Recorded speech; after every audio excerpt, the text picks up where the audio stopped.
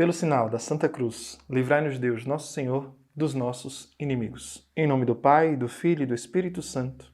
Amém.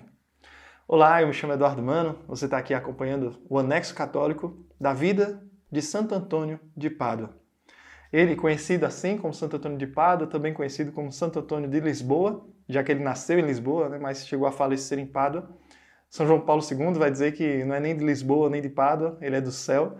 Então, hoje nós vamos aprofundar um pouco sobre a história deste santo. Um santo importantíssimo que teve a sua vida marcada por várias mudanças e que traz a muitos uma devoção firme, uma devoção forte, que a sua vida transparece. Ele que é o doutor da igreja, um dos doutores da igreja, ele traz um forte ensinamento sobre a vida intelectual, também sobre aquela vida votiva ao Nosso Senhor, um amor profundo, até o ponto de chegar a desejar o martírio, como nós vamos ver. Este santo que também é o padroeiro da minha terra natal, Garanhuns, Pernambuco, e que nós celebramos no dia de hoje. Santo Antônio de Pádua, o seu nome Fernando de Bulhões, tem uma família muito bem estruturada, socialmente, digamos assim, muito bem organizada, já que os seus pais ambos têm uma descendência de reis e rainhas. Então, ele tem uma vida já organizada, na qual ele poderia muito bem permanecer ali e viver aquilo que a família fosse proporcionando para ele. Ele não teria necessidade, mas, fisgado pelo amor a Cristo, aos 15 anos de idade, ele adentra, então, no mosteiro de São Vicente. Ele, mais na frente, vai entrar num convento da Santa Cruz. Muitos vão acreditar de que é um mosteiro de Santo Agostinho, mas na verdade não. É da Santa Cruz, e neles eles têm o conhecimento, eles buscam essa vertente de aprendizado através de Santo Agostinho. Mas ele não era um agostiniano, ele era dessa Santa Cruz. Posteriormente, ele já vai se destacando ali, porque ele se torna um sacerdote com grande conhecimento das Escrituras. Ele era capaz de memorizar e lembrar com muita facilidade de passagem das Escrituras que muitos não conheciam, muitos não tinham ainda nem alcançado, porque a Bíblia na época não era aquilo que nós temos hoje. Ela era repartida em volumes, quase formando uma biblioteca inteira. E então, ainda Fernando de Bulhões, ele começa a se destacar nessa comunidade, ao ponto de que já se cria uma expectativa de que ele seja futuramente o abade, o superior deles, para poder guiá-los nesse caminho de amor ao nosso Senhor Jesus Cristo, ali reclusos.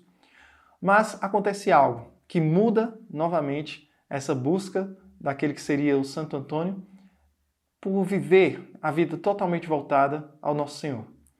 O que acontece é que São Francisco de Assis está também vivenciando nesta mesma época, e 5 franciscanos, 5 desses irmãos que acompanhavam São Francisco de Assis, decidem ir pregar o Evangelho aos muçulmanos. Nesse caminho que é feito dos franciscanos, eles acabam falecendo lá, são mortos por conta da sua evangelização, por conta da sua fé. Foram questionados sobre sua fé, convidados a negá-la, e ao recusarem, eles são mortos. Nessa morte dos 5 franciscanos, eles retornam então, são enviados novamente os seus corpos para a sua terra, e Fernando de Bulhões, aquele que seria Santo Antônio, fica maravilhado com aquela notícia. 5 homens que doaram a sua vida por inteiro por amor ao nosso Senhor Jesus Cristo. Isso deixa o nosso Fernando de Bulhões tão maravilhado, encantado, que ele decide que quer viver isso também. E o primeiro passo para viver isso seria se tornar franciscano. Decide então deixar a sua ordem, e uma passagem interessante sobre esse livro aqui, de Santo Antônio de Pádua, do Padre Antônio, ele fala sobre o pesar daquela comunidade que ele estava deixando. Diz o seguinte: o pesar foi geral. Lágrimas corriam dos olhos de todos, quando viram afastar-se um homem tão notável, que esperavam cedo colocar à frente do convento. Essa saída do convento da Santa Cruz, daquele Fernando de Bulhões, faz com que há uma comoção, já mostrando o valor que ele tinha para aquela comunidade, mas também o valor que ele é e o valor que ele seria para os franciscanos. Logo quando ele chega nos franciscanos, ele é direcionado para Santo Antão dos Olivais. ele chega como um novo franciscano e lá decide então mudar o nome. Deixa aquele nome Fernando de Bulhões e passa a assumir Antônio, Frei Antônio. Agora, o franciscano Frei Antônio.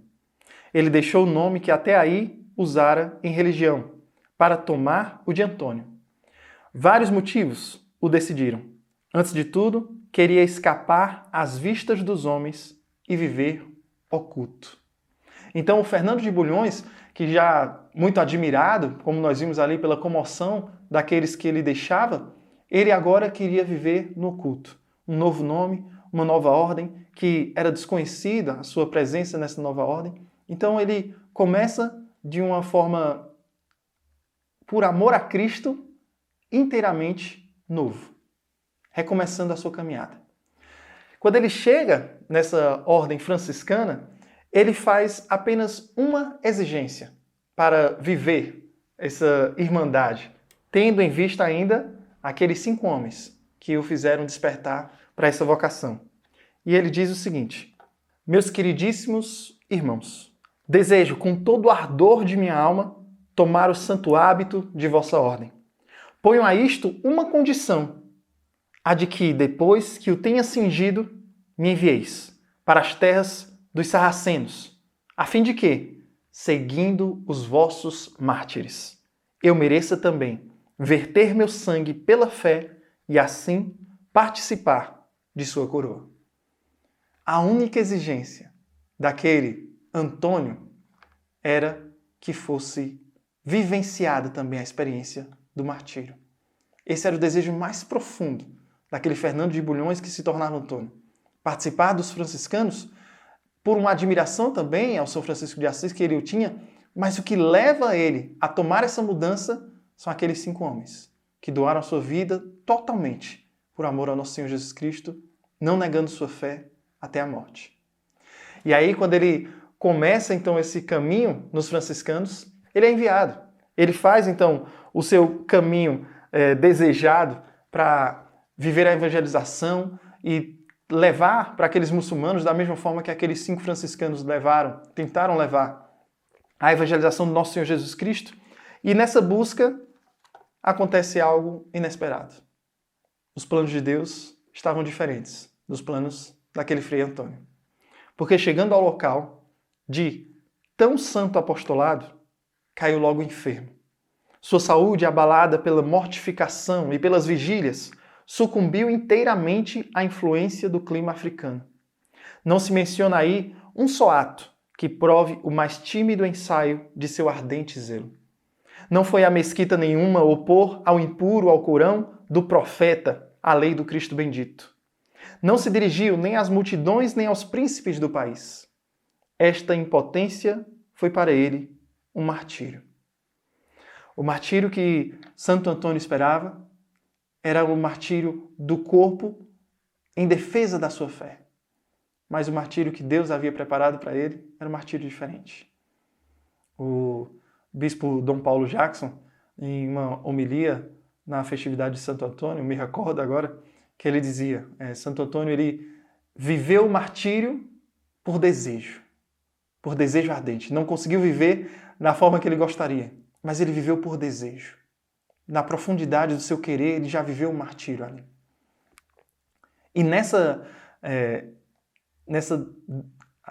enfermidade que ele acaba sendo tomado, é uma enfermidade que em todos nós, em muitos de nós, seria algo passageiro, que duraria pouco. Para ele, que era um homem que vivia a fé por inteiro, através das suas ofertas a Deus, tendo as suas vigílias, tendo seus momentos ali de doação, onde ele doava também o seu corpo, ele foi enfraquecendo. E aí, quando acarretou essa doença, o pegou de uma forma mais forte do que normalmente atingiria, fazendo com que ele tivesse que regressar para a Espanha.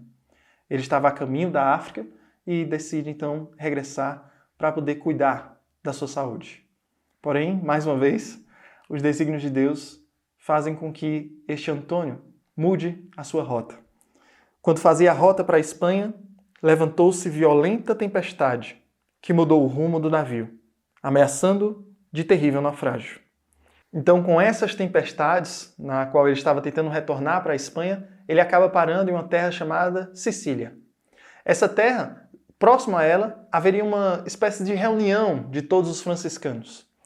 Nessa reunião de todos os franciscanos, São Francisco de Assis estaria lá.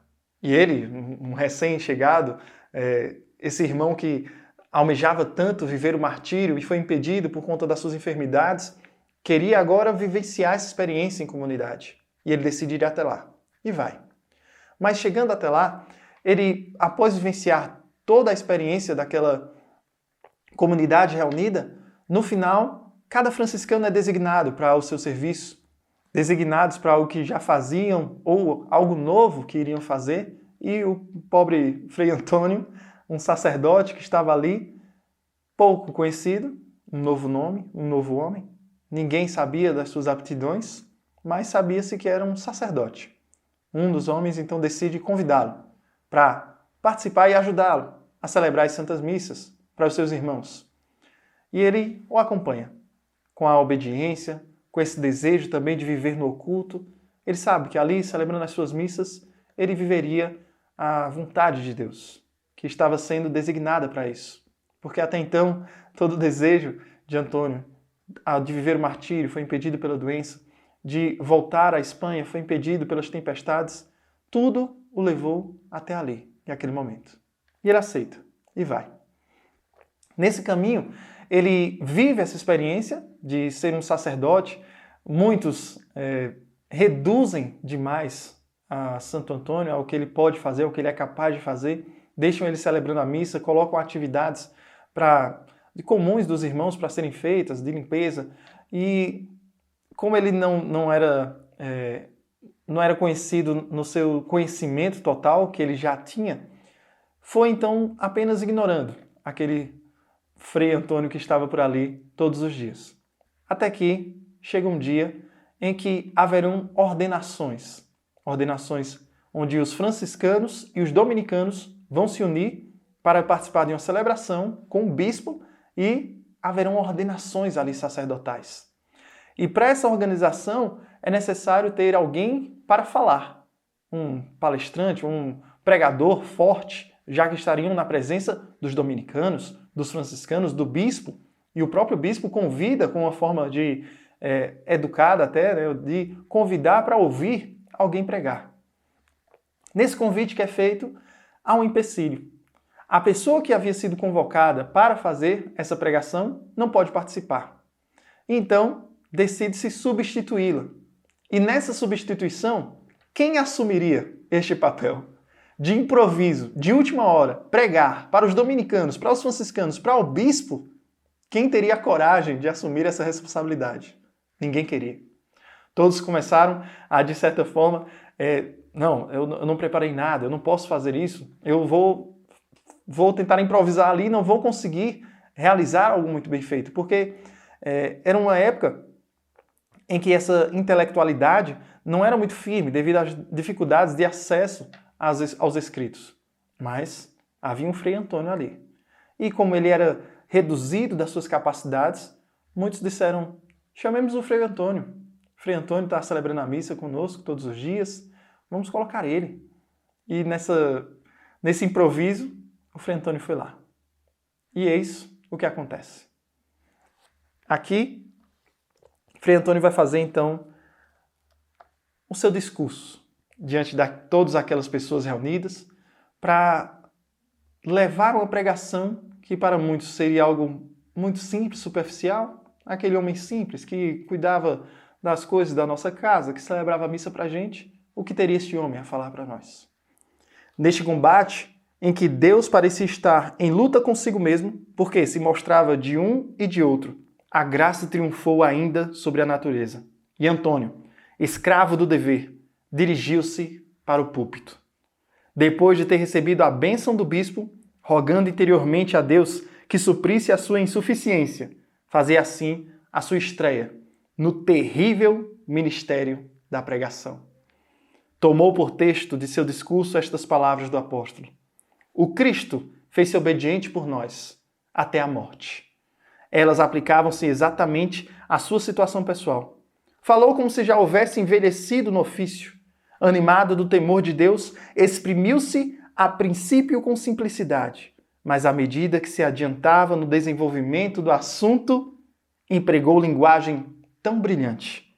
Elevou-se a uma altura tal na exposição das doutrinas místicas que mergulhou todo o seu auditório na admiração, tanto pelo vigor da eloquência que surpreendia, como pelo ardor da caridade que edificava. Confessavam todos em alta voz que um discurso igual ainda não fora ouvido. No meio do geral entusiasmo, os corações sentiam-se cheios de consolação. A partir desse momento, os frades cercaram de veneração aquele em quem acabavam de descobrir, como por milagre, a luz da divina sabedoria que nele se conciliava com uma tão notável humildade. Observem que o ato de Santo Antônio aqui, de mais profunda humildade, tendo aquele debate de quem falaria para aquele povo tão capacitado, com tanto conhecimento, ele se dispõe, sobe ao púlpito e inicia o seu caminho.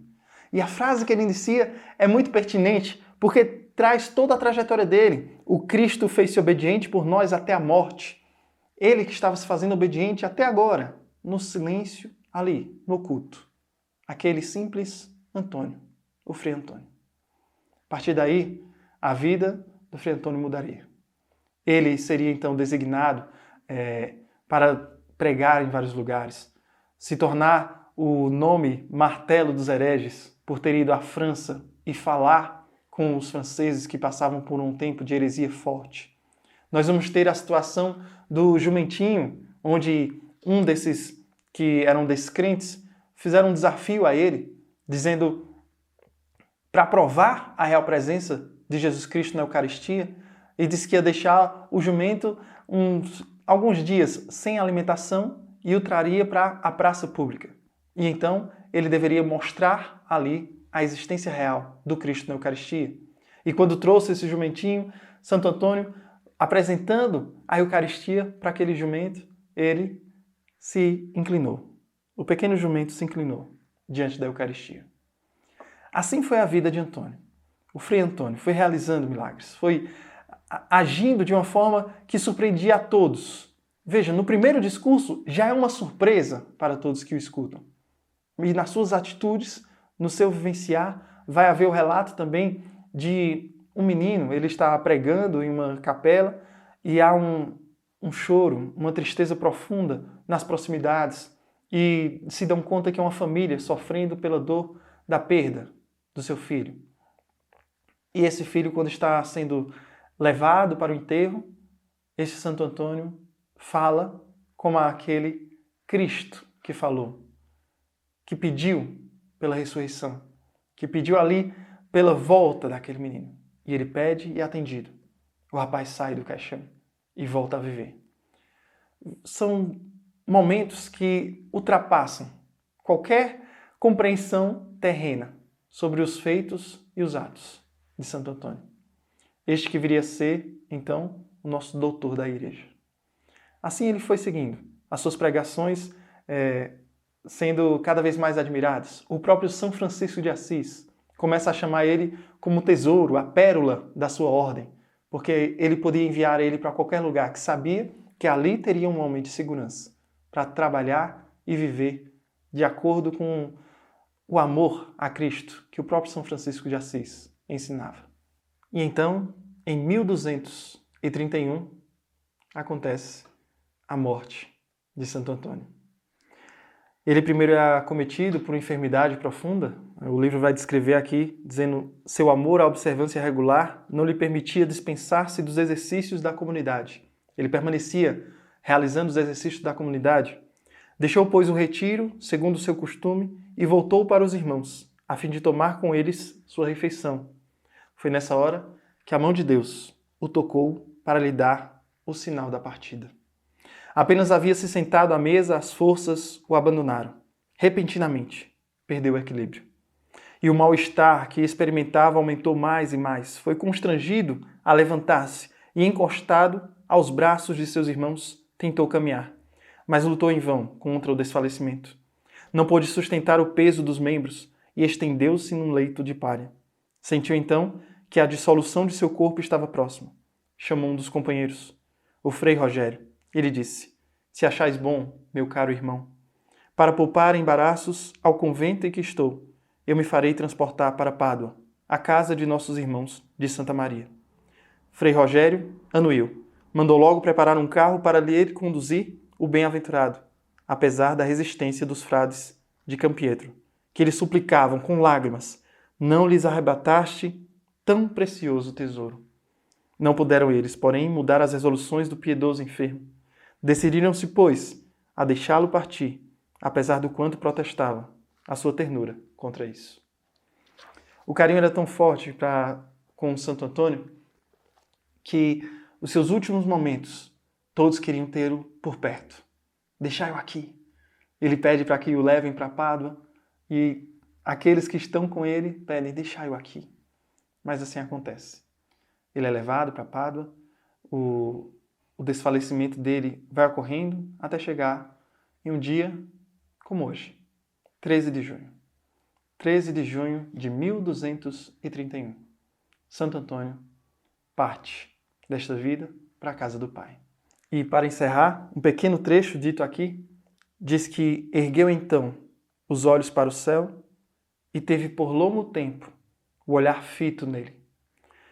Como lhe perguntassem o que enxergava, respondeu: vejo meu Deus.